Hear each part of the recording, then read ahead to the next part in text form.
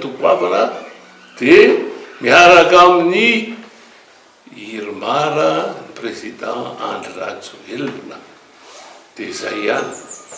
Isika amin'ity fifidianana iray manontolo manoraka ity dia hiaraka amin'ny Irmara antsika ary ny foto-kevitr'ny président Andry Rajoelina no iainantsika amin'izao fotoana izao. Tsy manana asia foa afa-tsy président Andry Rajoelina izay marina. Inona moa no tadiavintsika fa tsy handroso, hampandroso ny tanànatsika, hampandroso ny tenantsika koa. Tsy zavatra vitatsika raha miala amin'ny fitondram-pahatsakana tsika. Dia entany ny fianakaviantsika mba ho tonga hamonjy an'ilay fifidianana fa raha tianareo mpampadroso fa tsy mandrosaka vatonareo zava-pony zany. Ka ataontsika era-entana hijery no avy ny tanànatsika ity.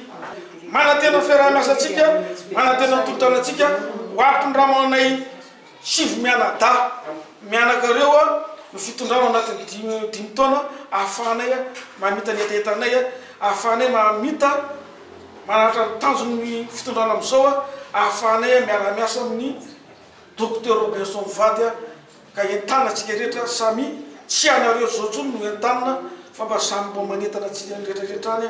Okareo tompoko tanàna ny jerena.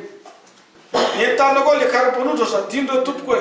Zay tsy hita ny karapifidianana mitonga avao fa tadiavana vahaolana isavana anazy ao misy pifidianana raha tsy hitany karapifidianana fa karapanondro mety. Fidy anezy voatery maimay isika fa ahitana fanesefana vato raha vo difikely nareo na tsaonareo.